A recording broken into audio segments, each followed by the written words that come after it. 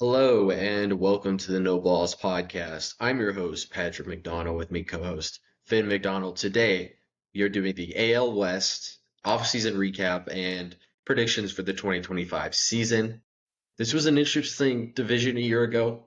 It was looking like there was a runaway favorite, Seattle Mariners, and then the second half happened and the Houston Astros did what they always do and won the AL West. We're now looking forward with the Astros going a certain way, the Mariners. We'll talk about the Mariners offseason, and then the Rangers, who were the reigning champions going into this past season. They're still going to be a very good team. We're going to talk about it. We're going to start with the Houston Astros. Finn, before we start with the Astros, do you have anything that you want to say on this division before we get started? Be surprised who I pick to win this division. They didn't do very good last year. Okay, I think I see what you're getting at here, Finn. That should be very interesting. So we're gonna start here with the Houston Astros. Before we go ahead, their payroll from a season ago in 2024, it was as I scroll down Spotrac, it was $248.5 million. Now in 2025, they cut it down to $204 million. I believe that is just a tick under the luxury tax. This is a team that has cut a ton of payroll, and we're going to see a little bit of it in the offseason recap part of this. And then when we get into the depth chart part, I think that'll be also very interesting. So for the offseason recap, a summary. Additions that they have, they signed a 3-year deal with Christian Walker, 3 years, $60 million, I believe, and a 1-year contract for Ben Gamel. It has a spring training invite. That's all that they did at the major league level as far as free agency goes. Losses in the free agency department: Justin Verlander, Jason Hayward, Jose Urquidy, Yusei Kikuchi, Hector Neris, Alex Bregman, Kendall Graveman, Caleb Ferguson, not Joseph Ferguson. I don't know who that is, actually. Trades: Isaac Paredes, Cam Smith, Hayden Wesneski. If you are a baseball fan, you are aware that that is the Kyle Tucker deal with the Chicago Cubs. They also traded for Taylor Trammell from the New York Yankees for just cash. They get Juan Bello, who isn't necessarily going to be a major league piece, but he could potentially be. He's only 21 years old. They get him in return for Ryan Presley, who has been their closer for about 5 seasons. They sent him to the Chicago Cubs, and that, for the most part, does it with their offseason. Interesting, group of moves, Finn. Any comments that you have that you want to say on this Astros offseason? I'm a bit mad that they traded Kyle Tucker, but I don't hate the return. Yeah, I mean, obviously you would want to not trade Kyle Tucker, but we like the return that they got. I think we're not the only, but one of the few platforms who has a realistic understanding of the return that they got. Like, it was a very good return, and everybody in comment sections and people who run pages have been making posts just slandering what the Astros did and the Kyle Tucker deal. And we both think it was very good. Cam Smith, top 100 prospect. He just killed the ball in pro ball last year after he got drafted. Isaac Paredes has been a guy who, since breaking out in Tampa a couple years ago, just he'll pull fly balls in the air and get a ton of success, and that's exactly what you're going to get at Minute Maid Ballpark. Christian Walker kind of fits in the same boat. They both got shot up my top 100 list just because of how good of hitting the ball in the air these guys are, and that's just going to play extra well at Minute Maid. Yeah, I think they did a solid job, knowing that Bregman was definitely going to be a guy who was out the door, and it didn't actually seem like that at the first or towards the end of the Bregman saga. It seemed like he could have potentially came back, but knowing that that was a possibility and knowing that they probably weren't going to retain Tucker past the season, I think they did a good job.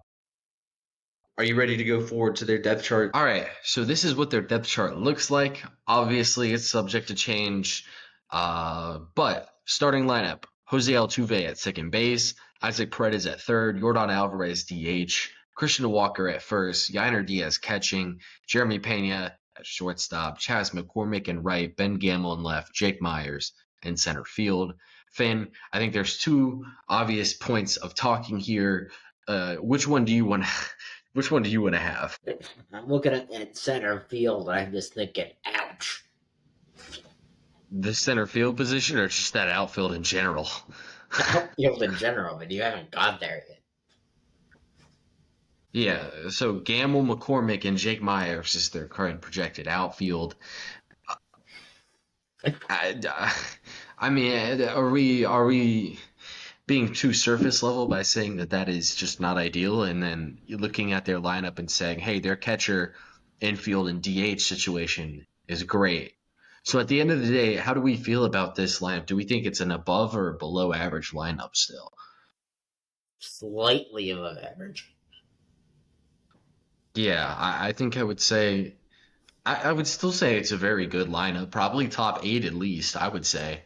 Um, if Alex Bregman's still in this lineup, it's like ridiculously good. So I don't hate it. They replace Alex Bregman and Kyle Tucker with Isaac Paredes and Christian Walker. Say what you want about that, but it's not that much of a downgrade from an Astros lineup that a year ago, like you would feel dumb saying isn't elite. So My issue is Ben Gamble even serviceable? yeah, it's Ben Gamble, Chas McCormick, Jake Myers. Like I'm sure one of them will be serviceable. Reading off their bench, currently projected for Fangraphs, Brendan Rodgers, Mauricio Dubon, John Singleton, Victor Caratini is their bench. I expect some of these guys to probably play in to get some outfield playing time, specifically Dubon. Um, and Pedro Leon, a guy who has been an interesting prospect for them, is currently on the IL. Taylor Trammell is also on the IL, who will definitely play into consideration for this outfield. I still don't like. Is there a single above average position there? Like I don't know. And in spring training, it's been thrown around that Altuve is going to move to first base, and honestly, we're looking First or base? to left field. Left field. I don't know where first base came from. To left field, and you're looking at this outfield, like, yep, makes sense. And especially when we get into some of their depth guys that they have, it'll make sense. Like, I Um, take Dubon over Gamble. yeah, I guess playing Dubon at second base and then moving Altuve to left field is an avenue, or Provided just Altuve's defense is serviceable. which with the Crawford boxes, how bad can it really be? Like he doesn't have to run that far. Anyway, I mean, do we have anything else on this lineup? Like I still think it's really good. I don't. I mean, and then like just crazy power 1 through 5 too. Like Finn, how old do you think Isaac Paredes is? 25? Okay, you didn't know you didn't overshoot it. Usually, I would assume people overshoot his age. He's only 26 years old, and I don't know. He feels like a guy who's been around forever. Like in 2017, it feels like he was a big time prospect for the Tigers, and here we are 8 years later. Um, and I can't wait to see that guy learn how to hit from Altuve, who, in his own regard, has recently learned how to hit for power with not optimal batted ball stuff. Yeah, I'm just excited for this lineup. I think it's still going to be very good. Ready to move forward to pitching? Yeah. And with Paredes, it's not just being able to learn from a veteran at Altuve. I think those Crawford boxes are going to be doing some wonders. Yeah, and I'm saying like he can learn from Altuve, who, in his own regard, has really taken advantage of those Crawford boxes Yeah. in his career, especially in the last 3 to 4 years. Um, yeah, I'm really excited. Yeah, I think we could see a leveled up version of Isaac Paredes this year. 35 home runs and coming, maybe. I don't know. I don't know. Maybe. Um, That's not rotation. bad. Ready to move to rotation? Yeah. All right. So their rotation. I'm everybody sees the Verlander loss. I think they're kind of still looking fine. All right, Framber Valdez, Hunter Brown, Ronel Blanco, Spencer Arrighetti, Hayden Wesneski. Finn, how do we feel about this Houston Astro bullpen or rotation that they have? I'm honestly not that big of a fan of it. I would also agree here. Um, What I dislike is that I don't think they have that. I don't really like their top three. it, Let me say this: I like their top two, right? Framber, for me, I rank starting pitchers this year. I think he was 11 or 12 for me, and Hunter Brown was in the top 30. Right? I like their top two. It's just I think there's a steep kind of fall off after that. Yeah, I we have also a three starter who I don't know should be a five starter. and Renel Blanco. I kind of agree with you. Yeah, I say I'm just pushing back that I kind of like the top two. Um, I think a lot of teams would love to have Hunter Brown and Fromber. It's just Renel Blanco, he was a 30-year-old rookie a year ago, had a pretty damn good year. But then again, he was a 30-year-old rookie last year, and this next season hopefully he'll have another good season in the rotation. Spencer Arrighetti was very up and down last season. He was on the roster the whole year, though.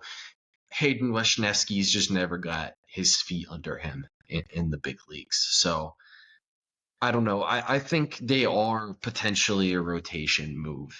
It could be necessary at one point, and I don't think there's anything on the injury standpoint there.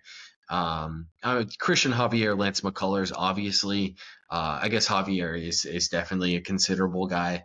McCullers just I don't know. He hasn't been healthy for 3 years now. It feels like, and Luis Garcia's also there. We'll see what that looks like when he returns. It was a situation where he was working up to get back last season, and I think that's when he had his arm blow out again. Sean Dubin, JP France are like kind of depth guys like Wesneski and Spencer Arrighetti who can kind of fill in spots. But I think Javier is a good help if Javier is still in this rotation, and he obviously will be once he's healthy. Um, Anything else on this rotation? No. Okay. I'll just give a quick shout out to Hunter Brown because he was awesome last year after, he gave up 9 runs in the first inning. Or it might have been like 11 in that one start. Anyway, bullpen. Nick Martinez, Forrest Whitley, Rafael Montero, who's currently a non-roster invitee, but that's kind of because he got DFA'd and he's still owed $11 million, so he will be on the Astros at some point this year. Caleb Orr, Brian King, Taylor Scott, Brian Abreu, and Josh Hader as the closer. Finn, what do we think about this bullpen? For that face Rafael Montero, $11 million. Well, the Astros do. Now, he was pretty good the 2 years prior to getting that $11 million. It's been kind of rough since. Um, Other than that, I mean, Hader's really good. Obviously, it's Josh Hader, and I like Brian Abreu as your setup guy. It's just I don't know about the rest of it. I would have Um, liked to see another lefty. Brian King for context, that's the word, is a left-handed pitcher. He was Rule 5 pick actually a while ago. He was a minor league Rule 5 pick um, in 2022. So, I mean, he is another lefty in there. It doesn't speak much to the quality of Brian King. Ultimately, we'll end up seeing. I don't see this as a very good bullpen. I would think you would see it in a similar light. Like, I mean, what are they gonna do if Hader gets an injury and is out for the season? Be going and buying a closer? I mean, they would be in the Ryan Presley market if that happened. It's like, I don't know. I don't hate that they traded Ryan Presley, but like it was purely a cost-cutting measure. And this team could use Ryan Presley is the thing. Like they could definitely use Ryan Presley. Um, that being said, though, when Christian Javier, Lance McCullers, Luis Garcia, when those guys are healthy, the guys like Wesneski and Arrighetti get bumped to the bullpen, and the bullpen could get a little bit stronger, but I still don't know if I think this is even like a serviceable bullpen. Like it's bottom 10, I would say. I'm interested. You agree with that sentiment? I would. All right. You got anything else on bullpen?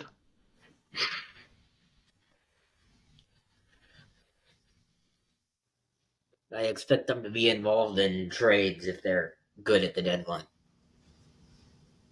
Yeah, yeah, obviously, but yeah, I agree. Um, Notable guys, Specifically for bullpen. Like I could see them in a Helsley sweepstakes. yeah, I would like that for them for sure. All right, depth guys, prospect guys. At the catcher position, Walter Janik is like a top 10 prospect for them. He's a 22-year-old catcher. Um, Played in high A last year. We'll see where he ends up ultimately, but he's a fun little catching prospect. Um, it, it gets a little shaky. Obviously, we mentioned Cam Smith. We'll see what that ends up being. Zach DeCenzo, he's like the next Will Wagner, Joey Luperfido type of guy, where he's going to come up, play a couple positions, maybe won't play a ton of them very well, but he can hopefully hit enough to make up for that. Luis Guillorme, Zach Short are non-roster invitee veteran guys. They're whatever. They can all fill in at shortstop. Bryce Matthews, one of their prospects, he's a top 3 guy for them. Infield guy, he can legit stay up the middle and power bat. We'll see what it ends up being. He's a first rounder a couple of years ago, so Bryce Matthews is a really fun player. Um, Jacob Mellon is one of their other 2 top prospects. Um, Left-handed hitting outfielder, could potentially stick in center, but he'll probably end up just being a really good corner outfielder. I would think this guy will definitely play a good bit this upcoming season, especially with how we see their outfield being. It's not very good. Um, Luis Baez, Cullen Barber, they're whatever players. They've both gotten up to Double A. Cullen Barber's a little bit older, but Luis Baez made it up to Double A as a 20-year-old last season. They're both kind of interesting guys. On the pitching side of it, Miguel Oyola just throws an invisible fastball. You're not gonna hit it. Hopefully, you can hit the off-speed stuff, or he throws balls. AJ Bluebaugh, will probably be a big league arm at some point, and currently on the spring training roster for them. Uh, Miguel Castro, Miguel Castro, Sean Okert are guys who've made it in the big leagues before. They are on the spring training roster currently. That does it for depth guys for Houston. Finn, what else do you have on these Houston Astros? Gonna be one interesting trade deadline for them if they're contending. I agree. They're probably going to be a team with some holes to fill. Um, I think they'll do it. I think they'll fill holes if they are a good team. The Astros have been a team that capitalizes when they're good. Yeah, I think it'll be interesting. Great time, Finn. Do we think they got better this offseason? Is the first question we'll ask. I don't. Yeah, I don't either. Losing Kikuchi, losing Verlander, losing Bregman, Tucker, even if they added guys in place of those two guys, I think the pitching subtractions are the big thing for them. Like, I think they did a decent job filling out the lineup stuff. Pitching stuff is tough. Do we think they set themselves up better for the future? Yes. I would agree, yes. Because Kyle Tucker's great, but would you rather have Kyle Tucker in a $400 million contract, which will be what he's paid, by the way? So get ready with that idea, guys. Or would you rather 3 years of arbitration Paredes and 6 years of Cam Smith? It's essentially what it comes down to, and then shaking off the bullpen or the starter losses that they had. So I would agree with yes. Overall grades. All right. Overall grade wise, Finn, what do we give this Houston Astros offseason? I think it's an interesting debate. What do you think? I'll go with C minus. I can't go any higher than that because I don't think they got better. Yeah. Yeah. For me, looking at the pitching stuff too is what really like gets you there. It's like, damn, they lost a ton on the pitching side of things. I and like just looking at that rotation opening day wise, it just looks kind of rough. Um, and like I don't even like I do like having McCullers and Luis Garcia as guys who, if you get anything from, you're happy with it. But like that's your depth guys. After that point, like I don't know what they really have. So I would agree with you. I think it's closer to a B. I'll go a C to a C plus. That's my range. I don't think it was too bad though. It'll be fun to see where Altuve plays. That's one thing that is worth looking out for in spring training. But yeah, that'll do it for Astros. Up next is Seattle Mariners. Time to start on the Mariners, who went down $11 million in payroll from 149 to 138. They brought back Roy Polanco, signed Donovan Solano, and that is honestly just about it. Yep. Really, really fun offseason by Seattle. What were the losses though, Finn? The losses, they honestly didn't have many. They did lose Jimmy Garcia to the Blue Jays. For whatever that's worth. And then did they I don't think they did anything significant trade wise. They did not. No, I'm on their depth chart right now, and I'm about to start on that. Starting with a lineup. Alright, read it off. Victor Robles in right. Julio Rodriguez in center. Kel Rowley at catcher. Randy Arozarena in left. Luke Rayleigh at first. Mitch Haniger at DH. JP Crawford at shortstop. Torrey Blanco at third. Dylan Moore at second. Yeah. Mitch Garver on the bench. Leo Rivas on the bench. Donovan Solano on the bench. And Dominic Calzone on the bench. Calzone. Yeah. It's Donovan Canzone for the viewers, but Finn is currently craving some meatballs. Um, anyway, did you read Randy Rosarena was hitting fourth and playing left field? I don't know. I might have missed it. Yeah, I did. Okay. This lineup, Finn. What's your immediate takeaway looking at this lineup? It's bad. My question is, where's the power coming from? Besides Cal Raleigh, where's the power coming from? Obviously, I think Julio is going to be a pretty good player, and Luke Rayleigh's going to hit right-handed pitching.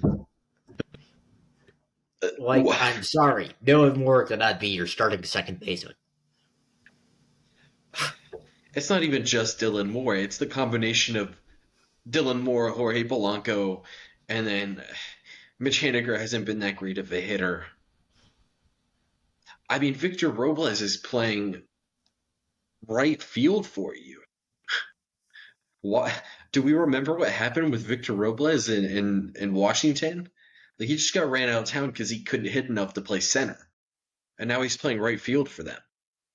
I just it doesn't click to me. Honestly, it just doesn't click to me like what's going on. This lineup's weak. Even if I really like Julio and Cal Raleigh, Finn, they were both top 20 players for me. A lot of their value comes on the defensive side of the ball, and nobody really in this lineup brings that much offensively. Like, are we betting on a Randy Rosarena breakout season? Like, we're not even betting on a bounce back, because if we get a bounce back, do we think that's enough to power a Mariner offense here? I don't. I don't even think a bounce back is enough. Just it's a weak lineup. This it gets even worse when we read off the pitching. Which do you have anything else on the lineup? I don't. Okay, read the pitching off for the people so they'll understand why we're pissed off when the lineup looks like this. Pitching is Logan Gilbert, Luis Castillo, George Kirby, Bryce Miller, and Brian Wu. Finn, of these guys, what is like if you go through each pitcher and you assign, hey, this is on a I would be happy if this guy's my one starter. I would be happy if this guy's my two starter. You know what I mean? What I'm saying there? If you go through all five of these guys and you average it out, what's the number? Like Like 1.25. like it's probably like a one or a two. It's not a one, but it's like a two. Because I have Probably. 3 1s and 2 2s. Yeah, like Brian Wu is no worse than a good three starter. Bryce Miller's good. I mean, a year ago, George Kirby was like not a dark horse, but like a middle ballot Cy Young favorite. Luis Castillo is Luis Castillo, and Logan Gilbert just had a 2.8 and 210 innings a year ago. It's really good. Do you have anything else like besides just saying like this is a really good rotation? Nope. Brian Wu, let's stay healthy this year, dude. My fantasy teams will love you. Anyway, bullpen, Finn. Let's get to it because we can't say enough on the rotation, so let's just not say much.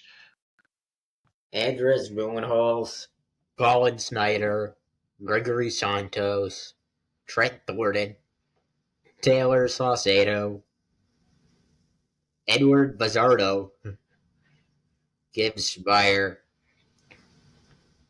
Carlos Vargas, Matt Brash, Jacob Coward. Jackson Kowar.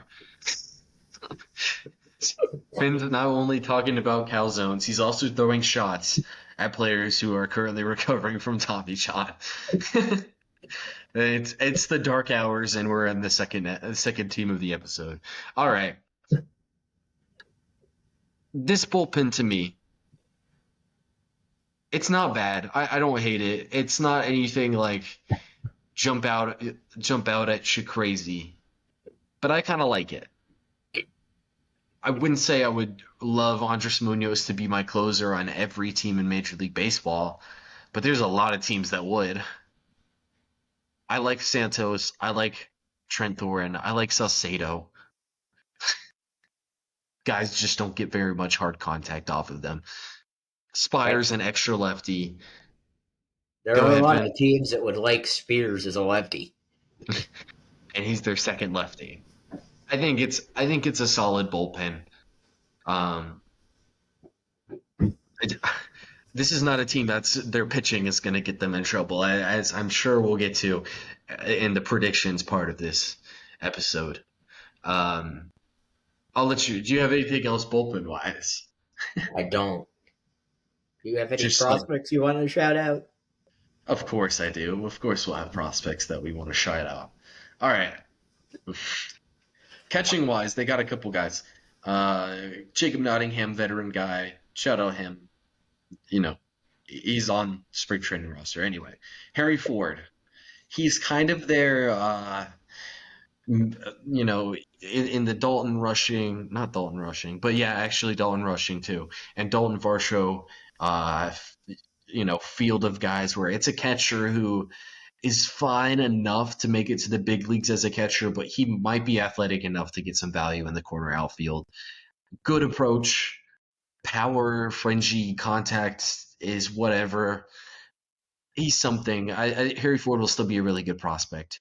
Tyler Locklear, I'm surprised didn't get the roster invite. He's a good guy to have. He made his big league debut a year ago. Power hitting, first base guy. It's not like plus power, but it's above average power.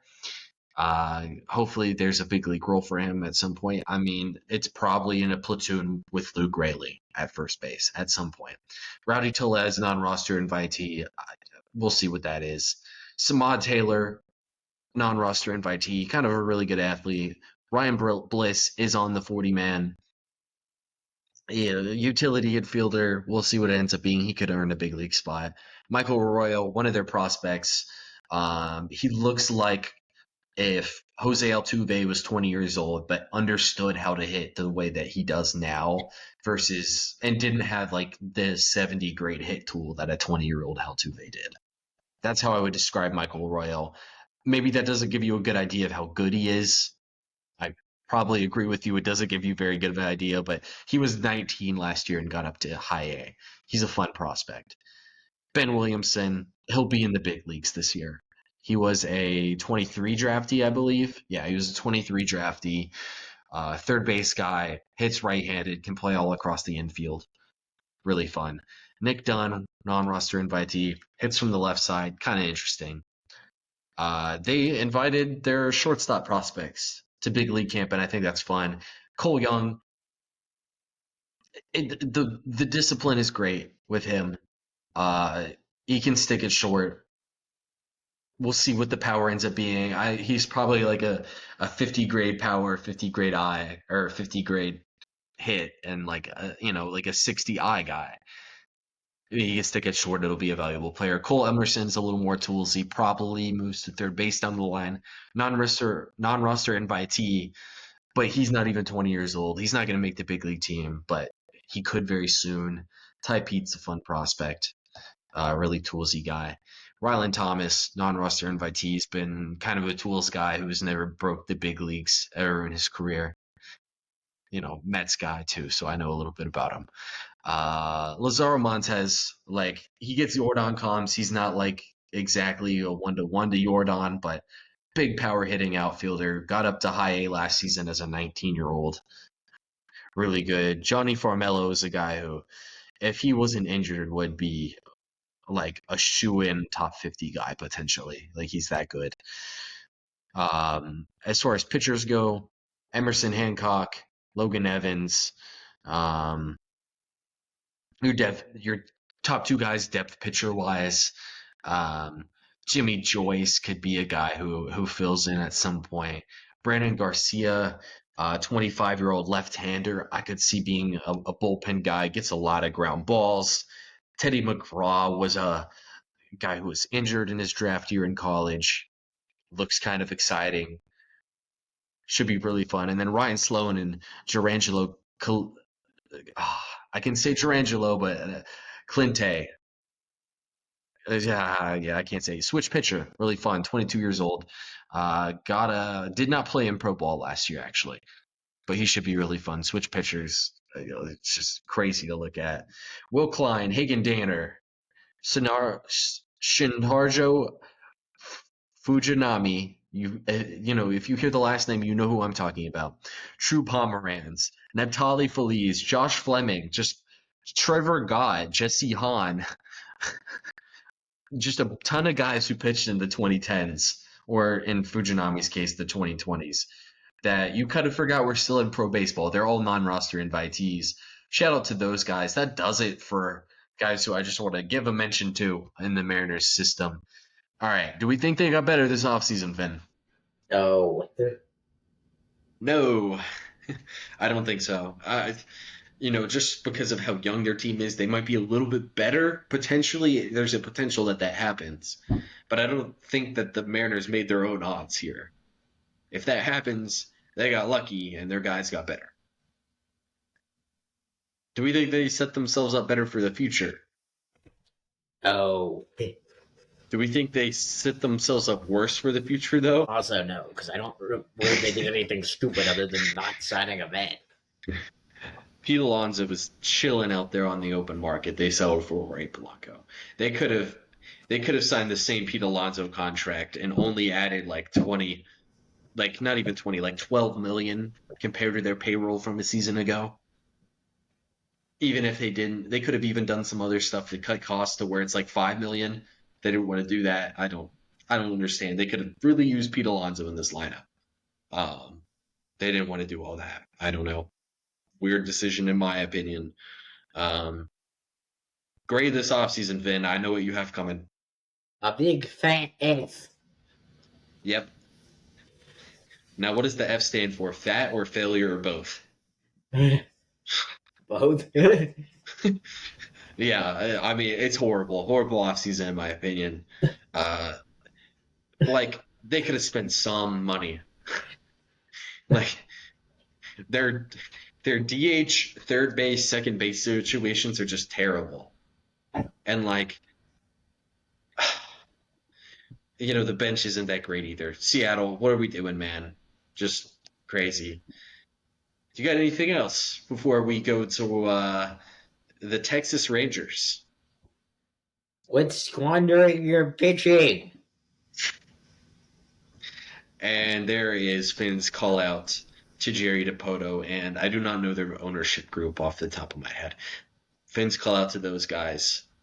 We'll see now with the Texas Rangers. There we go. All right, that transitions us to the Texas Rangers. For context, a year ago, $125.5 million was their payroll. Currently, $207 million is their payroll for this upcoming season. So about a $20 million slash. I think we're seeing this a little bit too often with teams that we're seeing all these slashes. Anyway, we'll get forward to what actually happened in this offseason. Um, on the big league side of things, hey, they signed a minor league deal to Kevin Pillar. That's cool. Luke Jackson, they signed a major league contract too. 1 year deal with Chris Martin to be back in their bullpen. 1 year deal with Sean Armstrong to be back in their bullpen. Jock Peterson signs a 2-year deal to be with the Texas Rangers. 1-year deal for Holby Milner, left-handed pitcher. That's a good, sneaky acquisition. Luis Caravello signs a major league contract. He has not previously gotten big league service time, but 24-year-old reliever. 2-year deal to Kyle Higashioka will be pretty interesting backup catcher situation. Jacob Webb signs a 1-year deal, and that covers their free agency additions.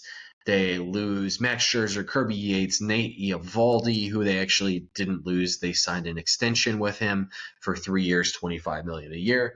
They lose Jose Urena, Jose Leclerc, Carson Kelly, Andrew Heaney, Travis Jankowski, Matt Duffy. Bunch of depth guys they lose.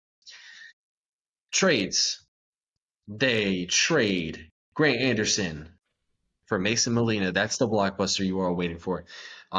They traded away Nathaniel Lowe for Robert Garcia of the Washington Nationals, left-handed reliever. They acquired Jake Berger from Miami for Ucedre Vargas, who I said right this time. I know I said him wrong when we talked about the trade originally. Maximo Acosta and Brian Mendoza, who are all pretty kind of interesting prospects. They traded Owen White, and that covers all of their trades. Finn, any of these moves that are overly interesting to you? Honestly, that they traded their first baseman for a reliever and might have got the better end. Yeah, like actually really interesting. Like two points in the market that are potential inflection points to get some extra value. I think is very interesting. They came out, I think, pretty well in it. All right, so for their depth chart, we'll start with lineup.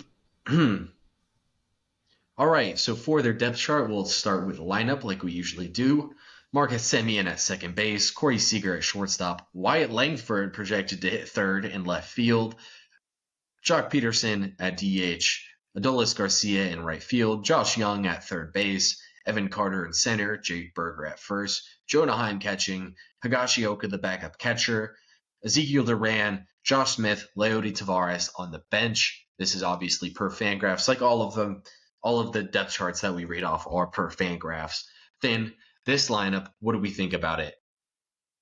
Initial reads, at least. Good lineup. Not really anything I can think of on there that I'm like, I hate this. I agree.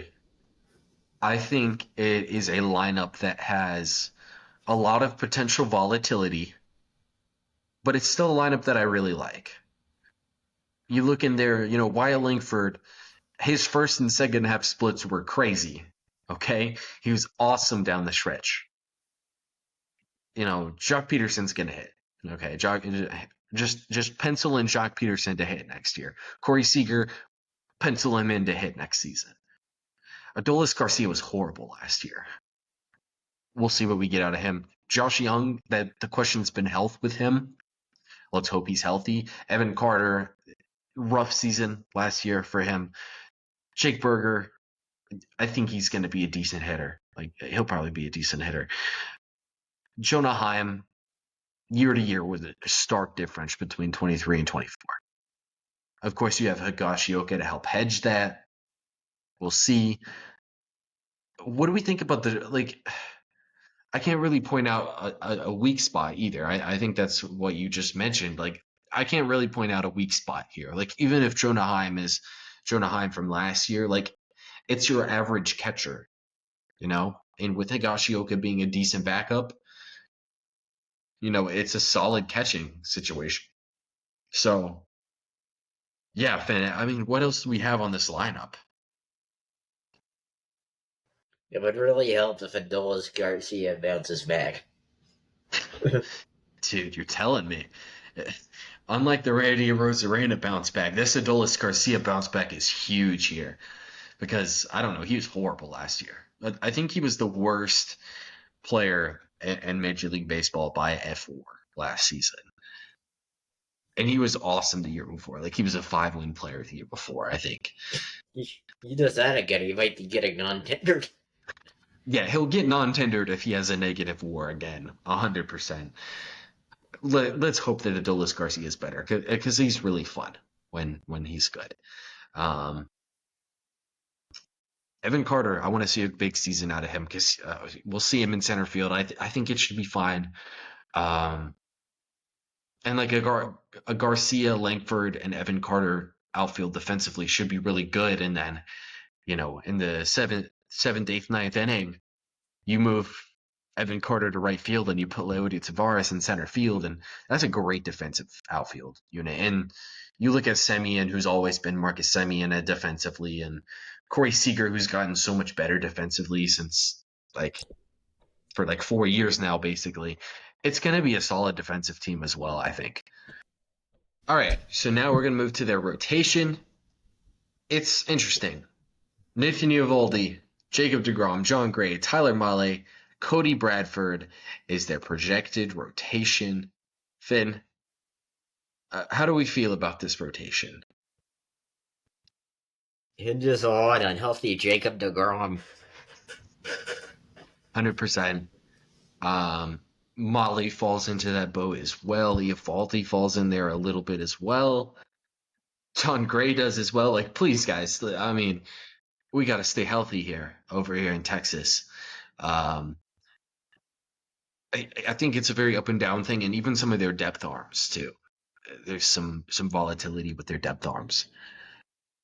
If everything goes right, I think it's a pretty good rotation, all things considered. But I want to see that happen first. Yeah, let's just see it happen first. You agree with that statement? Yeah, I don't think it's a bad or a good rotation. Uh, just because I don't know what we're gonna see out of those guys. Bullpen wise, they did a lot of work to add to this bullpen. We'll talk about it. Chris Martin's their projected closer. Robert Garcia, Jacob Webb, Sean Armstrong, Holby Milner, Luke Jackson, Jacob Lotz, Dane Dunning, and then Josh Spores is a pretty, he's going to be a leverage guy who's currently on the IL. I don't think it's a good bullpen. I don't think it has the back end talent that you would want. I don't think the depth in it is very bad, though, is the thing with Texas. What do you think, Finn? I think they noticed their bullpen was bad last year, and they actually decided to go out and do something about it. Yeah, it was a pretty good bullpen last year, in all things considered. It's just they didn't turn over much of it. Kirby Yates had a great year with them last year. He's on the Dodgers. Happened with a lot of their other guys too. I really wish there was a Kirby Yates here, or just somebody else. Like Jose Leclerc even would help a ton because I would be like, you know what, give him the save opportunities. That's cool. Let him do it. It's all right. I don't hate it because I do think that there's a good bit of depth to it, but it's just not a super strong one. And getting Robert Garcia is actually really important for them because I think he'll get a ton of leverage opportunities. He's a left-hander, and they got him for Nathaniel Lowe, who's a very good player. But like we said, we went over the lineup. Like their lineup's good anyway. So that's their bullpen. Finn, do you want to hear about some of their depth guys? Sure. All right, Chad Wallach, Cooper Johnson, Trevor Barnhart. Those are utility catchers. Malcolm Moore um, was a first rounder a couple of years ago. He's pretty interesting. He's gotten up to high A. He's 21, 20, 22 years old, probably at season start. He's okay. Non-drafted free agent Alabic Ortiz will probably make the major leagues at some point within the next couple of years. Non-roster invitee to spring training. Blaine Krim is a guy who's really hit in the minors. He's an older guy. We'll see Justin Foscue on the 40 man, but he just hasn't found his footing in the big league. Sam Haggerty gonna steal some bases at some point this season, potentially. Nick Ahmed got a non-roster invite for them. Shout out Nick Ahmed. Sebastian Walcott made big league spring training. He's an 18-year-old who played at Double A last season. He's now 19 in big league spring training. He's amazing. He could potentially be one of the top prospects in baseball. Shout out to him. Cameron Cawley. It's a glove. It's a good glove. We'll see if the bat ever becomes anything. Cody Thomas, Kevin Pillar. Those guys are on the spring training roster. Alejandro Osuna was an international free agent a couple years ago. He's a 22-year-old who's gotten up to Double A. He's an interesting player. Um, I feel like I'm missing just a big name. Oh, because I haven't done the pitchers yet. Kumar Rocker got up to the big leagues last season. His slider is a 70 grade pitch. So he can carve out a big league role just with that. And I think he'll be a very good rotation guy at some point, like soon. Feel similarly with Emiliano Teodo, there we go, and Jack Leiter, who are guys who have, Teodo hasn't made his big league debut, but I think he can go right into a big league bullpen. Jack Leiter has made his big league debut. I think seeing more big league time definitely would help him. Adrian Hauser's there, who's a guy who I'm sure they got because they know somebody's going to get hurt. So that's that. I don't think that's anything bad. Joe Barlow, Jesse Chavez, JT Chargois. These are guys who've, they got non-roster invitees. They could play some role. All right. Grade time for Texas, Finn. Do we think they got better this offseason? Yes. I think potentially yes. I don't know. I feel like it's a yes on the part of probably guys getting better. I feel like the bullpen got a good bit worse. I think the lineup will be better than it was a year ago, but it'll be with a lot of the guys that were on the roster a year ago, or even the cases that they weren't. It's Jake Berger instead of Nathaniel Lowe. It's kind of the same guy. So I can't say that they got 100% better, but I do think this is still a team that will be better than they were a year ago. Do we think they set themselves up much better with what they did this offseason? I do. I'm interested. What's the argument for they do? Garcia had a lot more control than Lau, and I think Berger has a couple of control years left as well. Yeah. Okay. I kind of see that. I don't think that they set themselves up super. Like, I don't think it was a big jump at all. But yeah, that's a good argument. Like, Berger has 4 years of service remaining, and Lowe had one. Garcia they have for 4 years now. I just think it's a really good. Uh, I think that Finn, we're the only people talking well about that Garcia for Lau trade. I don't understand. Anyway, what do we grade it, Finn? What do we grade this offseason? I have to give it a C. What's the reason for C? Because while they got better in both categories, it was only ever so slightly, and they needed to bring in a closer and didn't do it. That's fair. I would say for me, I'm giving this a B. It's a B to me because when I look at it, yeah, sure, nothing was super jumps off the table for you, but you can have off seasons that aren't super loud that really set you up, to be a good team in the immediate and in the short term future. It's just it might not be the big splash moves that happened. So I do think that this is a team like 2 years ago they won 93 games, won the World Series. Last season it was a season of hell.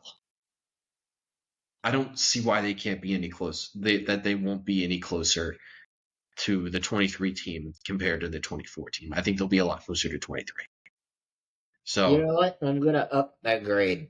I'm gonna make it a B minus, and you'll see why in my prediction. The end. It's time to start on the A's, who went up in payroll by 6.5 million, going from 62 to 68.7. They signed Luis Severino. They traded for Jeffrey Springs. They extended Brent Rooker. They signed Gio Urshela. They signed Jose Leclerc. An interesting minor league deal with Dylan Flora. yeah, that's actually pretty good. I know about that. Hmm. Okay. Lawrence Butler in right. Brent Rooker in DH. JJ Bleday in center. Interesting. Shaylin Gears in right. No, Shaylin Gears the catcher. Tyler Soderstrom in first. Zach Geloff at second. Seth Brown in left. Gio Urshela at third. And Jacob Wilson at shortstop. First reactions, Finn. I think I heard one from you. But first reactions, what do we have? Why is JJ Bleday in center? Yeah, building on that, like defensively, they don't look like they're going to be good defensively. They have Blade, obviously. He's a corner outfielder. They're throwing him out there. Whatever.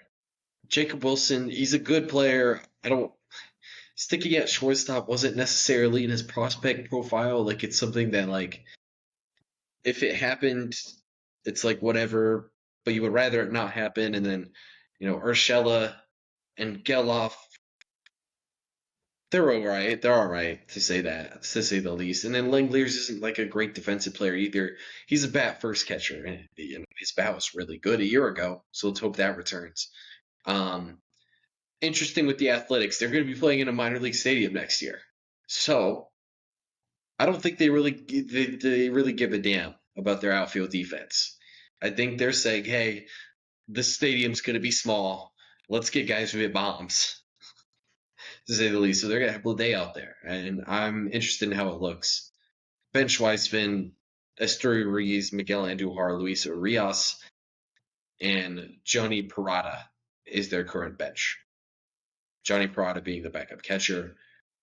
What else do we have, Finn? And it was nothing. Let's get to the pitching. Where they had Wait, let me get a something real quick. Lawrence Butler was awesome last year in the second half. If that returns, he could make an All-Star game.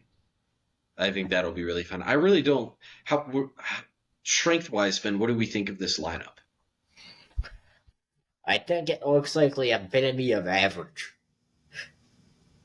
Yeah, like I don't know, not average, but like because when you say average, incorrectly people assume that it's balanced.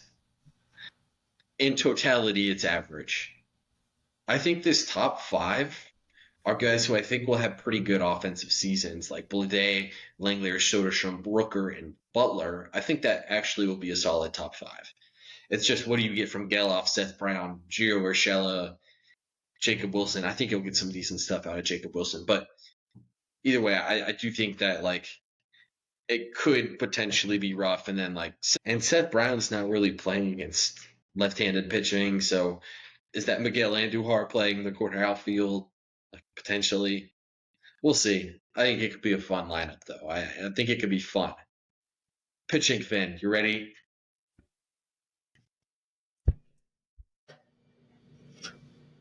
Luis Severino, Jeffrey Springs, J.P. Sears, Oswaldo Bido, and Mitch Spence. Above average top two and a bad bottom three. Let me say it's an average top three and a bad rest. Do we think Luis Severino is anywhere close to a one starter, Finn? I don't. Yeah. Like, I don't know. He's good. He's just, even in last season, like, he wasn't really that close to what I would call an ace. He was good, though. Springs, we'll see. Hopefully he's healthy. Hopefully they get something out of them. We'll see. JP Sears wasn't that bad a couple years ago. Not even a couple years ago, like the past couple years. He really hasn't been that bad.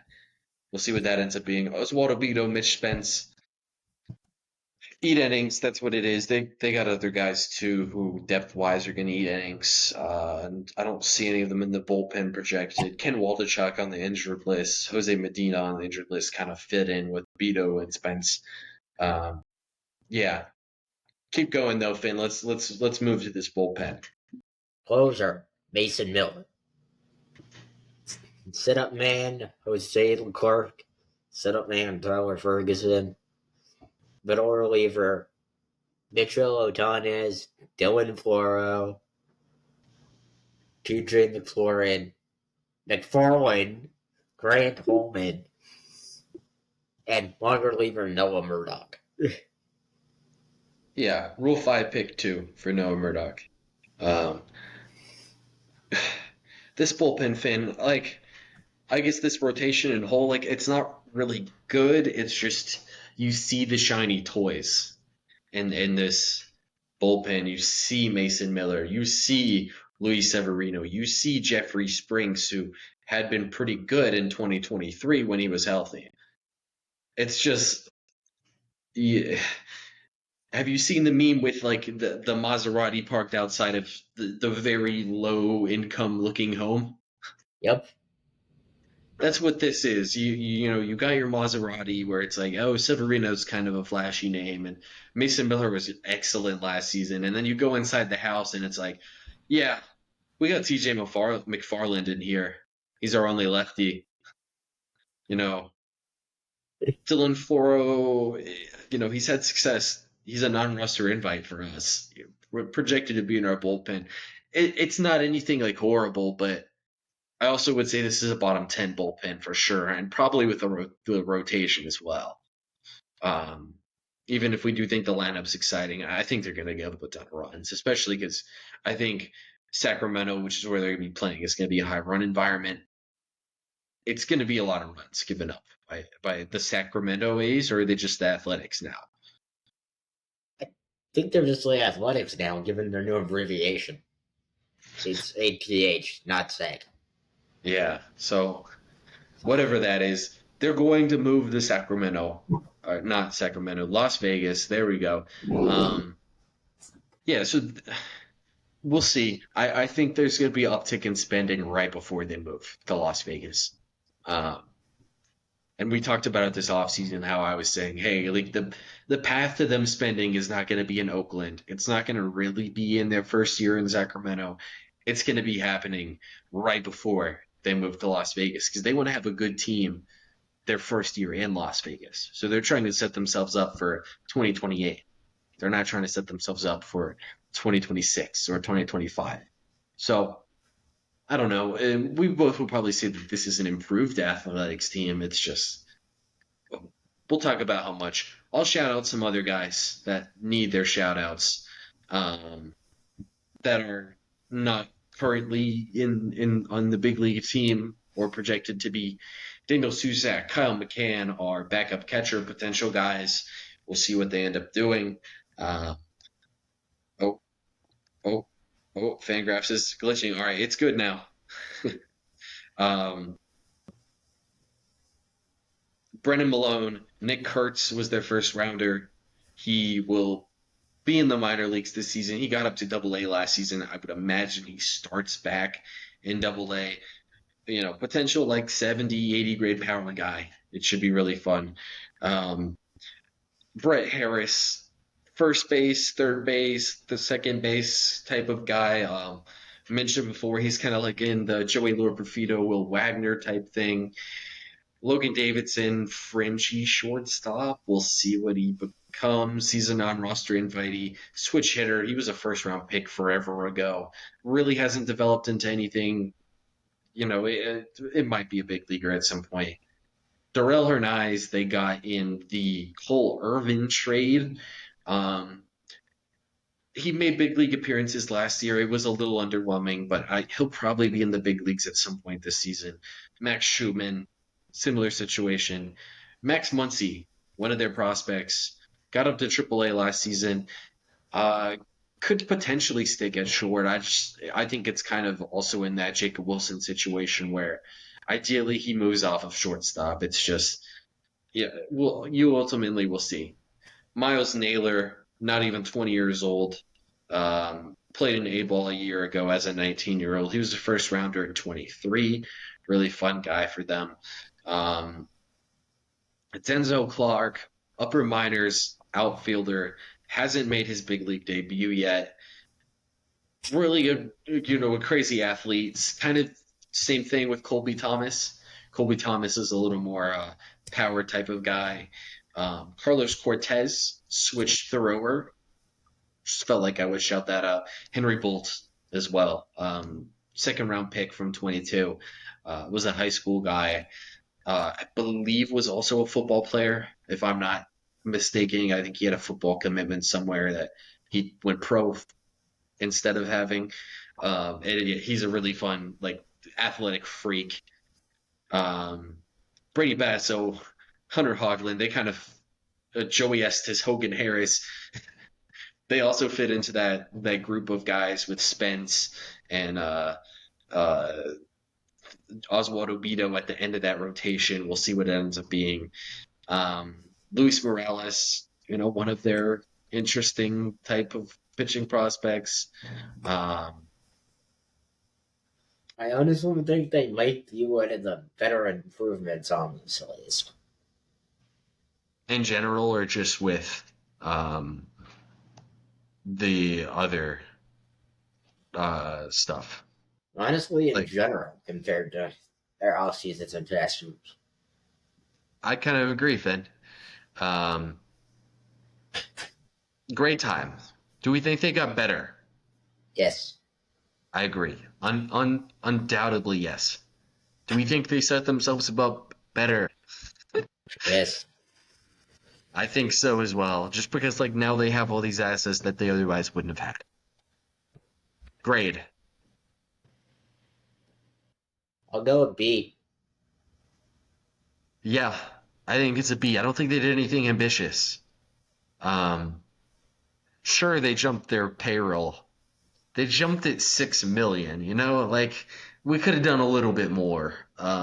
We were always talking about Hassan Kim for them. I think if they have Hassan Kim, this is a team that, like, in this division could actually play for something.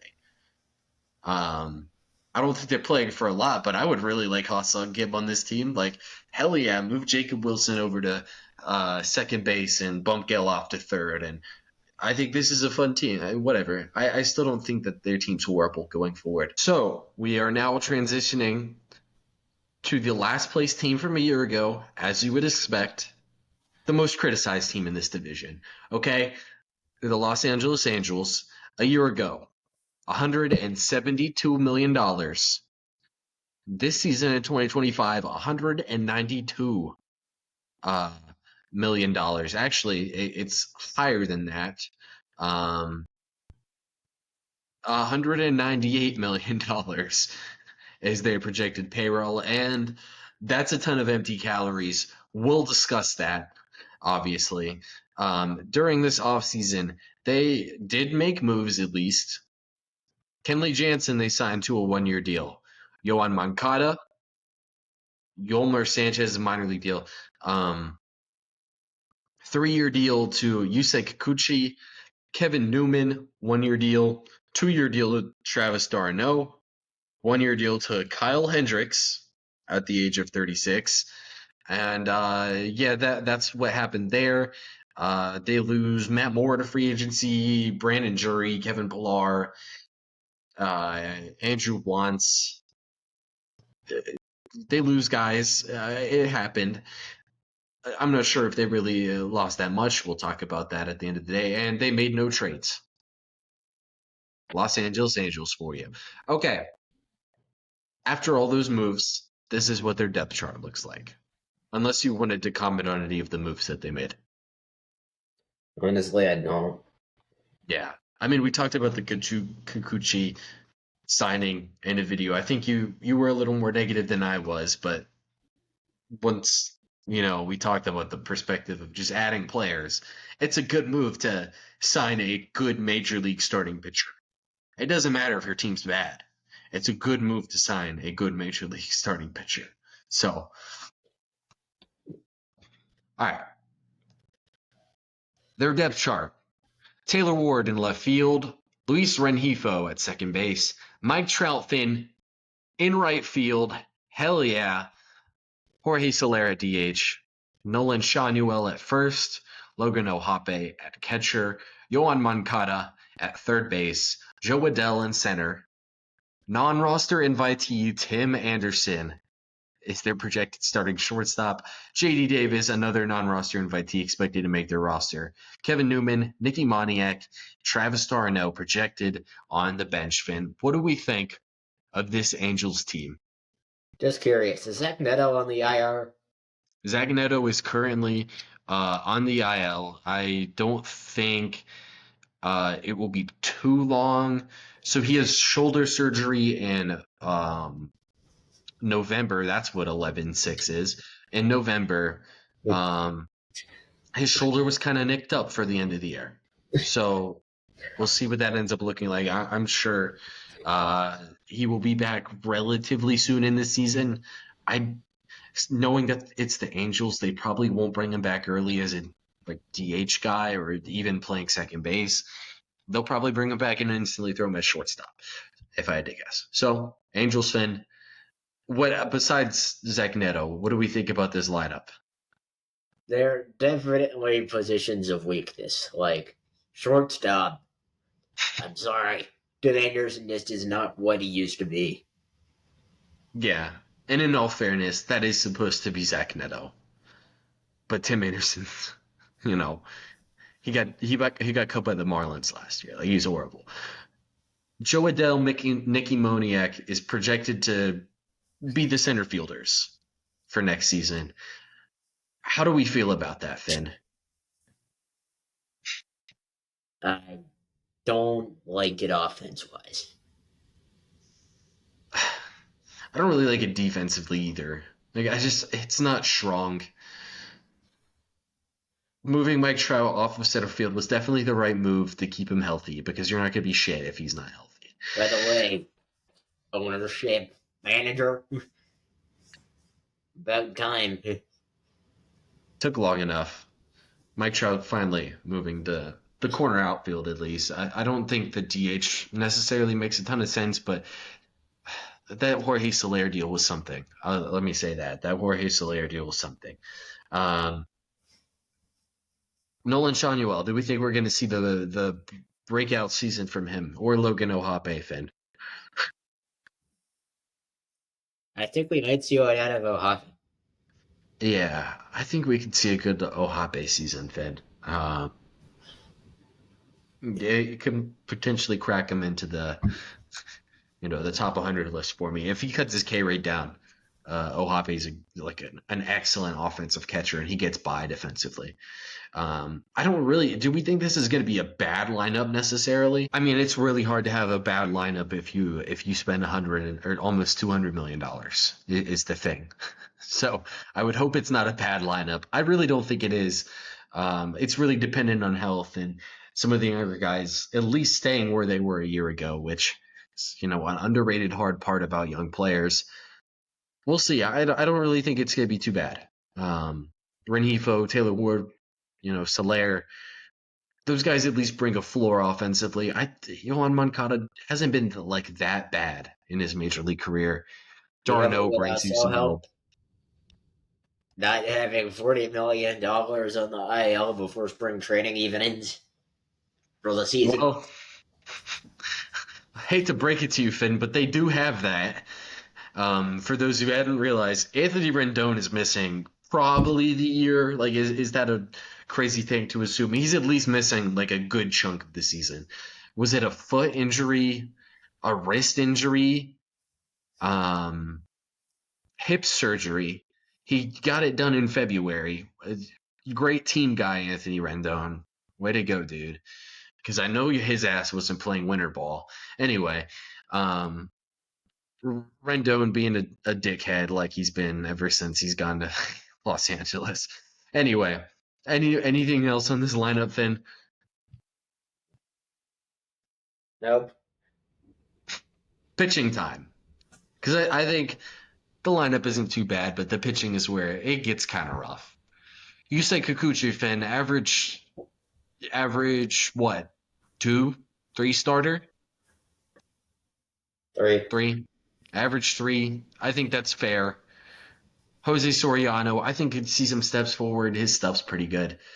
And then you get to Tyler Anderson, Kyle Hendricks, Reed Detmers at the end of this rotation. I hope we see a bounce back season from Reed Detmers. It looks like the Angels really fucked with him last year. I don't know. It was a weird situation. He ended up in Double A at one point. In all fairness, that's because they don't like sending pitchers to Triple A because it's just a boombox in the PCL in Salt Lake. So they don't want to send guys there. It's like it's worse than Coors Field, basically. It's like if Coors Field had no humidifier and the fences were at 420 feet. That's what it's like in Salt Lake. Anderson, Hendricks, Detmer, just in general, Finn, what do we think about this rotation with Kikuchi, Soriano, Anderson, Hendricks, and Detmers? This rotation it's I don't know. Are we playing for a ton of ground balls? I don't know. It's just not a strong rotation. Definitely in the bottom 10. Bullpen. Are you ready to move to bullpen? Yeah. Kenley Jansen's their closer. Interesting relievers, actually, with Brockberg and Ben Joyce in the back of their bullpen.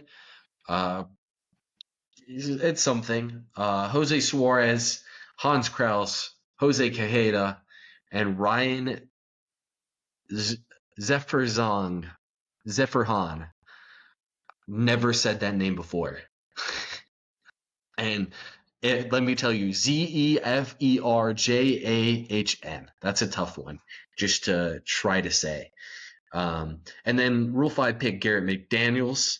I think is a pretty good player, actually. I think they're going to see some stuff out of him.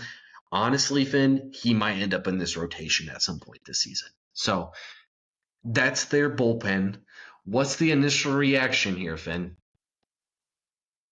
My initial reaction is they need to do more for that bullpen. I like Kenley, but you have to get to him. Yeah. How many big league caliber arms are here? Ben Joyce, Kenley, Brock Burke potentially. Garrett McDaniels could be. Well, yeah, we'll see. We'll see. I don't think it's going to be a good bullpen either. Um, it's a worse bullpen than Oakland. It's a worse bullpen than Texas. It's a worse bullpen than Houston. It's definitely a worse bullpen than Seattle. This is honestly an underwhelming bullpen division. Anyway, uh, Robert Stevenson is worth mentioning. Tommy John surgery at the beginning of the year last year. He'll be working back at some point during the summer. He's going to be a leverage arm for them. He was sick for Tampa in 2023 and then pitched like 10 games for the Angels last year after signing a 3-year, $28 million deal. We'll see what he ends up being after coming back off of surgery. Other guys, Chucky Robinson, catcher on the 40-man. Sebastian Rivero got a non-roster invitee. He's played in the major leagues before. They're guys. Ryan Noda, Nico Cavadas, guys who were acquired at low prices. Ryan Noda off waivers from division rival Oakland A's. They're in Major League Spring Training. They could potentially win a job. I think they're guys worth mentioning. Christian Moore, first rounder a year ago, picked 8th overall, made big league camp, power hitting infielder, really only going to play second base, but he's there. Yolmer Sanchez, he exists. Carter Keyboom is there for whatever that's worth. Cole Fontenelle, he's a prospect for them. He was a late round pick. He's been, pretty impressive, honestly. Scott Kingery's on this team. Kyron Paris made the big leagues a year ago, and they really messed with him. I hope he has a bounce back because he was looking like an interesting prospect before he really got screwed over in the big leagues a year ago. Desner Guzman, guy who was 20 years old last year, got up to Double-A. That's some interesting stuff. Infield guy, second shortstop, could potentially stick at shortstop. It'll be interesting. John Wimmer. This is my one time to say something, Finn.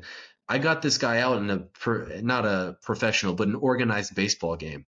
But he's a player, pretty interesting guy. He was signed to Overslot in 23 in the late rounds. Pretty fun guy. And then Josua Lugo and Felix Morable are like really interesting young guys who are going to make their stateside debut this past season or this upcoming season. What's his Matthew, age? Doing all the way in the East Coast. what? What's his age? Who? The guy that you just said you got out. He's not even 20. Yeah, he's not even 20. Faced him in Legion Ball, throwing like 78, the top in at 78 miles per hour, threw a slider, he hit a ground ball to the third baseman, and we got him out. He did hit 3 home runs that series, though, so he's a legit player, and yeah, his swing's ridiculous. He's really good. Anyway, other players for them. Matthew Lugo, they got from Boston a couple years ago. He's a guy who's going to get a big league role at some point. He's 24 years old, plays the outfield. Nelson Rada, 19-year-old with a big league spring training invite. He was 19 basically all of last season. He was even 18 at points, got up to Double-A. As you'll see, the Angels really like to fast track their guys, maybe even to a fault. One guy like that, Caden Dana, he got really fast tracked. We'll see. I hope he has a bounce back. He was a really fun prospect. His pitch shapes are a little shaky, specifically with his fastball. Samuel Aldagary's made big league appearances. Chase Silseth has made big league appearances. I think those guys have some upside. Worth mentioning. Sam Bachman probably will be more of a relief arm. He's a player. George Clausen, they got from Philly a year ago. Not a year ago. I guess it was a year ago. I don't actually know who that was for, but he's a really fun prospect. Shout out to George Clausen. He's got some interesting stuff. I think he'll make the big leagues, at least in a bullpen role at some point. Um, Ryan Johnson, minor league not spring training, or yes, spring training, big league spring training. There we go. We're approaching the 2 hour mark of recording. I'll see what it ends up being once we edit it down. Angel Felipe, big stuff. We'll see what that is. Cameron Mankai, fun relief prospect. That really fun. Same thing with Chris Cortez. That rounds it up for the Los Angeles Angels. Finn, great time. Unless you have anything else. Nope. Did they get better this offseason, Finn? Yes. I think so as well. They got Yusei Kikuchi, and they got Jorge Soler. They didn't really lose anything. Like, they didn't have much talent to lose. I don't think they really got much better, but yeah, those guys are there. Do we think they set themselves up better for the future? Yes. Is that yes reliant on the fact that Mike Trout is now not playing center field anymore? Yes. I agree. I think that is like the sole reason. And now you have Yusei Kikuchi, who is your average 3 starter. They did not have an average 3 starter on their team a year ago. They now have that. That's big. Great. There we go. That's what I was looking for. What did the Angels get for this offseason, Finn? They get a D. Okay, I was gonna roll with a C. I don't think the D is crazy.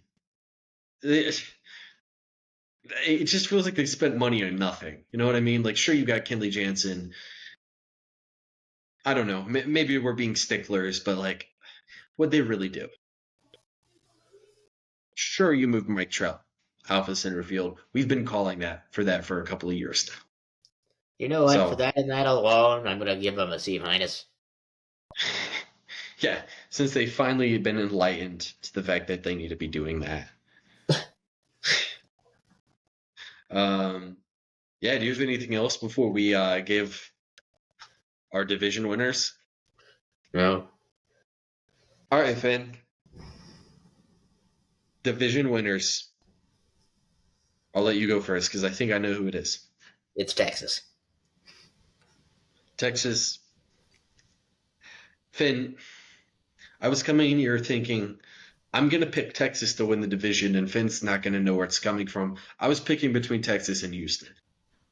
And there's too many lottery tickets with Texas for me to think that nothing's going to hit for them.